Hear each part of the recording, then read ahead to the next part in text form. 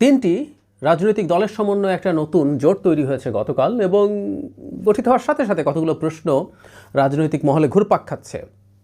তারা কার হয়ে মাঠে নেমেছেন, বা কারো হয়ে নেমেছেন কিনা, নাকি নিজেরাই নেমেছেন, কি করবেন তারা, কি লক্ষ্য উদ্দেশ্য তাদের, কি লাভ হবে এই জোট করে? এসব তিনটা দল হচ্ছে এনসিপি, এবি পার্টি এবং রাষ্ট্র সংস্কার আন্দোলন। ইনফ্যাক্ট এই তিন দলের সাথে আরও দুটো দল যুক্ত হতে পারে, এই আলাপ ছিল কিছুদিন আগে, এবং পাঁচটা মিলে একটা জোট হবে এরকম কথা। এর মধ্যে গণ অধিকার পরিষদ, নুরুল হক নূরের, এবং আপ বাংলাদেশ, সাবেক শিবিরের লোকজন, যারা একসময় নাগরিক কমিটিতে ছিলেন, পরে এনসিপিতে তাদের সাথে এক ধরনের পাওয়ার স্ট্রাগল হয়, বেরিয়ে তারা ওই দলটা তৈরি করেছিলেন। এই ছিল প্ল্যান, কিন্তু শেষ পর্যন্ত শোনা যায়, আমি নিশ্চিত নই, আপ বাংলাদেশকে কেন্দ্র করেই তখন এই পাঁচটা দল একত্র হতে পারেনি, কারণ অনেকে চায়নি আপ বাংলাদেশ থাকুক। গণ অধিকার পরিষদ কেন আসেনি আমরা আসলে এখন আর বলতে পারি না। আমি দু একটা ফর্মাল কথা যেগুলো পত্রিকায় এসছে একটু পড়ে তারপর আসলে অ্যানালিসিসটা করতে চাই। এটার নাম হচ্ছে গণতান্ত্রিক সংস্কার জোট। সংস্কার চাইছেন তারা, এবং এর মধ্যে আমার দেখে ভাল লাগে সেটা হচ্ছে রাষ্ট্র সংস্কার আন্দোলন এই সংস্কার জোটের মধ্যে আছেন। ভাল লাগে সংস্কার অর্থে এই জোটটায় যাওয়া তাদের জন্য কেমন হয়েছে যে ডিফারেন্ট ডিবেট, কিন্তু এই যে সংস্কার শব্দটা, নাহিদ ইসলাম বলেন, ঘোষিত গণতান্ত্রিক সংস্কারের শুধু নির্বাচনী জোট নয়, বরং এটি একটি রাজনৈতিক জোট। এই জোট জাতীয় মর্যাদা, অর্থনৈতিক মুক্তির প্রশ্নকে সামনে রেখে ঐক্যবদ্ধ হয়েছে। এই জোট আগামী সংসদ নির্বাচনে অংশ নেবে এবং অর্থনৈতিক মুক্তির যাত্রাকে অব্যাহত রাখার জন্য কাজ করবে। ভালো কথা। যেটা বলছিলাম, একটু অফ টপিক হলেও বলি, আজকে আমরা অনেকে সংস্কার জপি, মানে বিশেষ করে সাংবিধানিক সংস্কার নিয়ে অনেকে এমনভাবে কথা বলেন যে তারা বহু বহু বছর থেকে এটাকে ওন করেন এবং কথা বলছিলেন। আসলে তা না। আমাদের এই দেশে দীর্ঘ সময়, বছরের পর বছর, শিক্ষিত মধ্যবিত্তের কাছে সংবিধান কি বস্তু, সেটা কিভাবে পড়তে হয়, সেটার কি কি সমস্যা আছে, কিভাবে সেটাকে ঠিক করতে হবে, এই কাজটা নিরলসভাবে করে গেছেন জনাব হাসনাত কাইয়ুম। রাষ্ট্রচিন্তা নামে তাদের একটা সংগঠন ছিল, পরে ওখানে রাজনৈতিক দল হয়েছে, ওইটার একটা বড় অংশ রাজনৈতিক দলে এসছেন। চমৎকার কিছু মানুষ ওই রাজনৈতিক দল এবং রাষ্ট্রচিন্তায় ছিলেন, এবং রাষ্ট্রচিন্তার কিছু সদস্য এখন এনসিপিতে গেছেন। তো মানুষের কাছে এই জিনিসটাকে খুবই খুবই গুরুত্বের সাথে তারা উপস্থাপন করতে পেরেছিলেন। এই ক্রেডিট বাংলাদেশের ইতিহাস যখন লেখা হবে এই সময়, যেহেতু সংস্কার এখন একটা বিরাট আলাপের বিষয়, এটা রাষ্ট্র সংস্কার আন্দোলন এবং জনাব হাসনাত কাইয়ুমকে দিতে হবে। যদিও সংস্কার সম্পর্কে, বিশেষ করে কনস্টিটিউশনাল রিফর্ম সম্পর্কে একটা ডিবেট আমি 5 তারিখের পর অনেকে করতে দেখছেন, এই ডিবেট আমার রাষ্ট্র সংস্কারের সাথে বা রাষ্ট্রচিন্তার সাথে আগে থেকেই ছিল। তারপরও তিনি এটার পুরোধা ব্যক্তিত্ব আমি মনে করি। এই ক্রেডিটগুলো যেহেতু আমরা সাক্ষী, এগুলো একটু বলে রাখা দরকার আছে। এখন এই জোটটা কেমন হলো, কে নেতৃত্ব দিচ্ছে? অ্যাপারেন্টলি এখানে কে নেতৃত্বে আছে, কার নেতৃত্বে জোট, এসব বলা হচ্ছে না। কিন্তু যেহেতু এনসিপি এই তিন দলের মধ্যে তুলনামূলকভাবে বেশ খানিকটা সিগনিফিক্যান্ট, সেই কারণে বাকি দুটো দলের বয়স এর চেয়ে বেশি হলেও এনসিপির কারণেই এটা বেশি আলোচিত হয়। সো এনসিপির নেতৃত্ব হয়েছে এভাবে আমরা বলতে পারি। এখন এই দলগুলোর নেচার কি? আমরা এনসিপি নিজেকে মধ্যপন্থী দল হিসাবে বলছে, এবি পার্টিকে আমরা মধ্যপন্থী বলতে পারি বা খানিকটা মধ্য ডান বলতে পারি, কারণ তারা কিছু ইসলামী মূল্যবোধ যুক্ত করতে চান, খানিকটা তুর্কির আর এরদোগানের যে পার্টি, একেপি পার্টির মতো, এবং এবি পার্টির সাথে ওনাদের যোগাযোগ ভালোই আছে বলে শোনা যায়। তো কিছুটা মধ্য ডান, স্টিল আমরা এটাকে মধ্য হিসাবে ধরতে পারি। আর হাসনাত কাইয়ুম ভাইয়ের একসময় বাম রাজনীতি করার ব্যাকগ্রাউন্ড সম্ভবত ছিল, কিন্তু তারাও এখন একটা মধ্যপন্থী দল হিসাবে কাজ করছে। সো মোটা দাগে তিনটা মধ্য ডান টাইপের দল একত্র হচ্ছে। প্রথম কথাটা হচ্ছে, তাহলে আমরা প্রশ্ন করছি, এটা কী উদ্দেশ্যে তারা তৈরি করেছেন, নাকি কারো হয়ে তৈরি করেছেন? তারা কি মাঠে নেমে কারো ক্ষতি করা বা কারো লাভ করতে চাইছেন? রাজনীতিতে এগুলো হয়, এগুলো কোনো আমি খারাপ অর্থে বলছি না। আমরা এনসিপিকে নিয়ে যদি আলোচনা করি, ইনফ্যাক্ট জোটের আলোচনায় এনসিপি একটা বড় ফ্যাক্টর, বাকি দুটো দল সে অর্থে বড় ফ্যাক্টর না। জনাব হাসনাত কাইয়ুমের যে দল রাষ্ট্র সংস্কার আন্দোলন, সেটা গণতন্ত্র মঞ্চে ছিল, তিনি সেখান থেকে বেরিয়ে এসছেন, এবং গণতন্ত্র মঞ্চের সাথেও বিএনপি খুব ভালো নেগোশিয়েট করছে না, মানে এমনকি কোনো কোনো দলের প্রধানকেও সিট না ছাড়ার পরিস্থিতি তৈরি হয়েছে।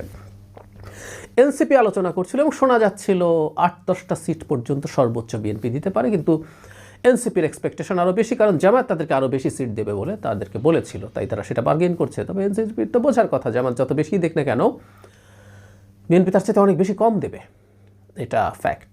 আবার একই সাথে এটাও সত্য, এনসিপি চাইবে, কারণ এনসিপি এখন গুরুত্বপূর্ণ জায়গায় আছে। গণ অভ্যুত্থানের ফেসগুলোকে, তার সাইজ যত বড় হোক না কেন, ফেসগুলোকে সাথে রাখার জন্য বিএনপিও খুবই আগ্রহী, আর জামাত তো আগ্রহী বটেই। কারণ জামাতের কাছে শুধু অভ্যুত্থানের ফেস না, জামাতের নেতৃত্বে এক ধরনের একটা ইসলামী মোর্চা তৈরি হয়েছে। এখানে যত মধ্যপন্থী ধরনের দল সে মানে জড়ো করতে পারবে, তার সেই ট্যাগিং এই অর্থে বলছি, এটা কিন্তু ভালো না দেশের অভ্যন্তরীণ রাজনীতিতে। ডোমেস্টিক যে মানুষজন আছে যারা ভোট দেবেন, যারা উদার গণতন্ত্রে বিশ্বাস করেন, তাদের এই ধরনের একটা সমস্যা তৈরি হতে পারে, আর ইন্টারন্যাশনাল সমস্যা তো হতেই পারে। ফলে এনসিপিকেও জামাতের প্রচুর প্রয়োজন, খুবই প্রয়োজন। বহুবার বলেছি, আবার এনসিপির জন্য জামাতের পক্ষে যাওয়াটাও কঠিন, কারণ ধর্মীয় দলগুলোর ট্যাগ তাদের গায়ে লেগে যাবে। এই প্রেক্ষাপটে এনসিপি একটা জোট তৈরি করছে। 5টা নিয়ে চেয়েছিল, এটা হয়তো আরও বাড়তেও পারে। এখন কি অপশান আছে? প্রথম অপশানটা আমি যদি ধরে নিই, সহজ চিন্তা যেটা মাথায় আসে, তারা 3টা দল একসাথে নেগোশিয়েট করবেন, জামাতের সাথে হোক, বিএনপির সাথে হোক। এটা ফ্যাক্ট, 3জন যদি একসাথে থেকে নেগোশিয়েট করতে পারেন, সেই নেগোসিয়েশনটা যারা তুলনামূলকভাবে দুর্বল তাদের জন্য বেটার ডিল তারা পেতে পারেন। এটা একটা কারণ হতে পারে। আমি জানি না, আমি আবার বলছি নিশ্চিত নই সেটা কারণ কি না। সেটা হলেও খারাপ না। আমি এই প্রত্যেকটা প্রচেষ্টাকে, প্রত্যেক দল চেষ্টা করবে সে যতটা তার স্বার্থ অর্জন করতে পারে, বিশেষ করে বড় দলের কাছ থেকে কতটুকু স্বার্থ সে চাপ দিয়ে অর্জন করতে পারে, সেটা তার পক্ষে যাবে। আর তারা যদি জামাতের সাথে জোটে যায়, আমার মনে হয় না জামাতের সাথে জোটে যাবে, কারণ সেই ক্ষেত্রে অন্তত হাসনাত কাইয়ুম ভাই জামাতের সাথে জোট করবে নির্বাচনে, রাষ্ট্র সংস্কার আন্দোলন, আমার কাছে এটা খুবই অ্যাপারেন্টলি, না হলে আমার সত্যি খুবই মানে অদ্ভুত বা ভুল মনে হয়। কেউ মনে করেন এবি পার্টিও জামাতের সাথে জোটে যাবে না বা নাও যেতে পারে, কারণ এবি পার্টির প্রতিষ্ঠাতা সহ গুরুত্বপূর্ণ সদস্যরা জামাতে ছিলেন, শিবিরে ছিলেন, অনেকেই আছেন, এবং ওখান থেকে বেরিয়ে এসে এবং তাদের মধ্যে বক্তব্যে, পাবলিক বক্তব্যেও জামাতের প্রতি বেশ বিরোধিতা সম্পন্ন বক্তব্য দেখা যায়। তাই কেউ মনে করেন যে তাদের কোনো ধরনের রেকনসিলিয়েশন সম্ভব না, তারা জোটে যেতে পারেন না। আমার কাছে তা মনে হয় না, আমার মনে হয় তারা সেটা যেতে পারেন। সেই ক্ষেত্রে এটা ভেঙে যেতে পারে। আচ্ছা, আমরা স্বতন্ত্র, মানে তারা এই জোটটা যদি থাকে, তারা নিজেরা যদি ক্যান্ডিডেট দেওয়ার চেষ্টা করেন এবং আরও বেশি দলকে সাথে নিয়ে বিভিন্ন সারা দেশে নির্বাচন করার চেষ্টা করেন, তাহলে ফল কী হতে পারে? খেয়াল করি, নির্বাচনী মাঠে এখন পরিস্থিতি এরকম হয়েছে যে ভোটারদের একটা অংশ এখনও সিদ্ধান্তহীনতায় আছে। সিদ্ধান্তহীনতায় আছে কোন অর্থে? যে আওয়ামী লীগের ভোটারের ব্যাংক তো আছেই, এর বাইরে জামাতকে ভোট যারা দিতে চায় মোটা দাগে তারা তো আছেই, তার হার্ডকোর সাপোর্টার্স, বিএনপিরও হার্ডকোর সাপোর্টার্স আছে, কিন্তু মাঝামাঝি একটা অংশ ধারণা করা যায়, আমি প্রায় বলি যে আমরা তো আসলে এবার নির্বাচন দেখিনি, নানান জরিপে যেভাবে আসে অত রিলাই না করলেও সেখানে বলা হচ্ছে যে তাদের একটা অংশ এখনো ভোট দিতে সিদ্ধান্ত নেয়নি, বা বিএনপির গ্রাসরুটের কিছু লোকজনের এক ধরনের অন্যায়, দুর্নীতি, অনিয়মে জড়িয়ে পড়া সাধারণ মানুষের লাইফকে অ্যাফেক্ট করেছে। সেই অ্যাফেক্ট করার কারণে তারা একটা বিকল্প কিছু চিন্তা করতে পারে। আবার অনেকে এই বিকল্প মানে জামাতকে মনে করে না। জামাতের সাথে শুধু জামাত তো শুধুমাত্র একটা রাজনৈতিক দল না, তার সাথে আরও অনেকগুলো ইফস অ্যান্ড বাটস আছে যেটা ট্র্যাডিশনালি বাংলাদেশের মানুষ গ্রহণ করেনি। তাহলে তারা কি এই ধরনের একটা জোটকে ভোট দেবে? তাহলে কি দাঁড়ালো? বিএনপি উপরে বিরক্ত মানুষ এদেরকে ভোট দিচ্ছে। এরা না থাকলে তো বিএনপিকেই ভোট দিত, বিরক্ত হলেও। কারণ জামাত, আবারও বলছি, ইটস এ ডিফারেন্ট প্যাকেজ। এটা শুধুমাত্র কি করবে চাইতে হলো, এর সাথে আরও অনেকগুলো জিনিস বিল্ট ইন আছে, এটা অনেকেই গ্রহণ করবে না। তাহলে এনারা যদি আলাদাভাবে দাঁড়ান, ওই যে বললাম বিএনপি যেহেতু একটা মধ্যপন্থী রাজনীতি করেন, এনারাও মধ্যপন্থী একটা জোট যদি হন এবং তারা যদি এভাবে বড় হয়ে নির্বাচনে যান, তাহলে বিএনপির ভোট তাদের দিকে কিছু যাওয়ার সম্ভাবনা আছে। কিন্তু প্রশ্নটা হচ্ছে সেটা কি অনেক বেশি কিছু? আমার কাছে অনেক বেশি কিছু মনে হয় না। ফলে তারা যদি ইন্ডিপেন্ডেন্টলি ইলেকশন করেন, তাহলে হাতে গোনা কয়েকটা সিটে হয়তো খুব গুরুত্বপূর্ণ প্রার্থী যেখানে থাকবে, নাহিদ ইসলামের মতো প্রার্থী যেখানে থাকবে, যারা ওখানে কিছু ভালো সংখ্যার ভোট, জেতার মতো তো অবশ্যই না, ভালো সংখ্যার ভোট যদি তারা টানতে পারেন, সেটা যদি বিএনপির ভোট ব্যাংক হয়ে থাকে, সেসব জায়গায় জামাত খানিকটা সুবিধা পেতে পারে, এটা আমি ধারণা করি।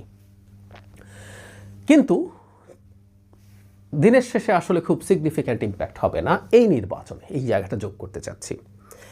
এই জোটটা যদি থাকে, এটা যদি আরেকটু বড় হয়, গণ অধিকার পরিষদ বা আরও কোনো দল যুক্ত হয়, নির্বাচনের পরে আমি মনে করি এদের একটা ভালো সম্ভাবনা তৈরি হতে পারে। কারণ যে 3টা দল অলরেডি আছে, বাইরে যারা যুক্ত হবে এদের মধ্যে প্রচুর ভোকাল আছেন, ভোকাল আছেন শুধু মানে এগুলি অনেক ভালো বলছেন তা না, তারা যুক্তি তথ্য দিয়ে ভালো প্রেজেন্টেশন দিয়ে কথা বলতে পারেন এমন অনেক মানুষজন আছেন। সেই বিবেচনায় বলা যায় আগামী সরকারের সময় তারা যদি একসাথে থেকে একটা ইউনিট হিসেবে কাজ করতে পারেন তাহলে খুব সম্ভাবনা আছে তারা ভালো ট্র্যাকশন পাবেন। আবারও বলছি, জামাতের ইসলামী আইডেন্টিটি পলিটিক্সের কারণে অনেক মানুষ চাইলেও জামাতে চলে যাবে না, তখন তাদের একটা রিয়াল গ্রাউন্ড তৈরি হওয়ার প্রবাবিলিটি থাকবে। অ্যান্ড হু নোজ, তারা যদি কোনো একটা সময়ে একই পার্টিতে পরিণত হতে পারেন, যে তারা একটা দলে পরিণত হবেন যদি তাদের সেই নেগোসিয়েশন সম্ভব হয়ে থাকে। এর মাঝে কোনো দল আলোচনা করে একই দলে পরিণত হওয়ার আলাপ হয়েছিল। সুতরাং যদি তারা একসাথে থাকেন এই নির্বাচনে, না ভবিষ্যতের রাজনীতির জন্য খারাপ হবে বলে আমার মনে হয় না। বাংলাদেশের রাজনীতির প্রেক্ষাপটে আমি প্রায়ই বলি এই কথা, বিএনপির বিকল্প একটা মধ্যপন্থী শক্তি হোক, এটা জামাত যেন না হয়ে ওঠে। একটা মধ্যপন্থী শক্তি যদি থাকে রাষ্ট্রের জন্য সেটা সবচেয়ে ভালো। আর বটম লাইন হচ্ছে, এখন আমি আসলে কি মনে করি এই জোটটা কেন হয়েছে।